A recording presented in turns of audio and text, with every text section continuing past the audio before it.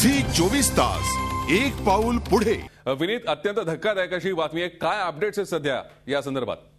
म्हणतात की क्रिकेट विश्वाला हादरा देणारी ही गोष्ट घटना घडलेली आहे। IPL मध्ये पुन्हा एकदा ही घटना घडलेली आहे। या प्रकरणी आतापर्यंत 10 जणांना पोलिसांनी अटक केलेली असून यामध्ये 3 क्रिकेटर्ससह 7 बुकींचा समावेश आहे आणि आणखीन 2 बुकी फरार असल्याचा दावा पोलिसांनी केलेला आहे।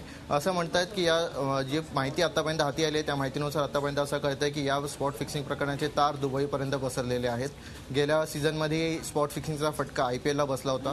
आपल्या लक्षात असेलच की ज्या प्रकारे 5 क्रिकेटर्सवर IPL मध्ये बंदी घालण्यात आली होती।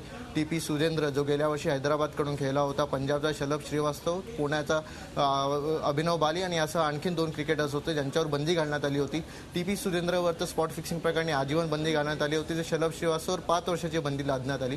ते इतर खेळाडूंवर पुरेसे पुरावे न मिळाल्यामुळे त्यांच्यावर एक वर्षाची बंदी घालण्यात आली होती।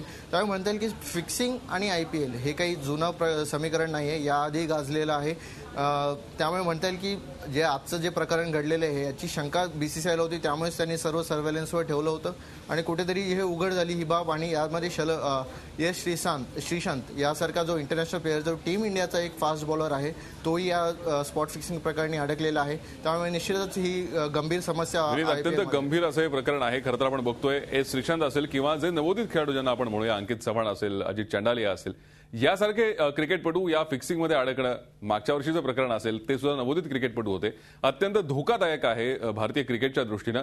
यापूर्वीही IPL मध्ये अशी अनेक प्रकरणं गाजली आहेत, अनेक वाद गाजले आहेत। मग क्रिकेटपटूंच्या लेट नाईट पार्ट्या असतील किंवा त्यामध्ये त्यांनी घेतलेले ड्रग्ज असतील, यावरही अनेक क्रिकेटपटूंना अटक झाली आहे। थोडक्यात BCCI या क्रिकेटपटूंना शिस्त लावायला कमी पडतीये, BCCIचं धोरण चुकतंय। भूषण, एक म्हणता येईल की क्रिकेट हा एक जेंटलमॅन्स गेम म्हणून ओळखला जातो। क्रिकेटमधले T20, टेस्ट, वन डे हे फॉर्मॅट फार प्रचलित होते। मात्र त्यानंतर 2007 मध्ये ज्या प्रकारे 2020 हा शॉर्ट फॉर्मॅट आला आणि त्यानंतर IPLने तो कॅश करण्याचा, BCCIने तो कॅश करण्याचा प्रयत्न केला। एंटरटेनमेंट आणि क्रिकेट यांचा जो मिलाफ जो त्यांनी घडवला होता तो पहिले चांगला दिसला। पहिले 1-2 वर्ष त्यांनी मस्त तो एक लोकांचा उत्साह सर्वांना खेचण्यात यशस्वी ठरला होता, आकर्षणाचा केंद्रबिंदू होता।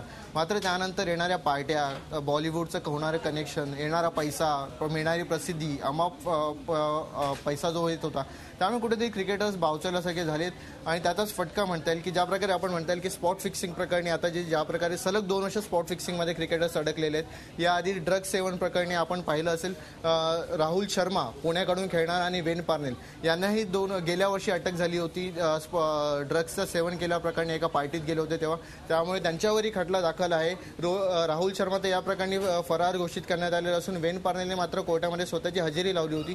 त्यामुळे IPL, फिक्सिंग, ड्रग्ज, एंटरटेनमेंट हे निश्चितच जे समीकरण जुळवण्यासाठी गेलं होतं BCCI क्रिकेटच्या शॉर्ट फॉर्मॅटचं, ते कुठेतरी बिघडलेलं आहे, ताळतंत्र सुटलेलं आहे क्रिकेटचा, असंच आपल्याला म्हणता येईल। भूषण, झी 24 तास एक पाऊल पुढे।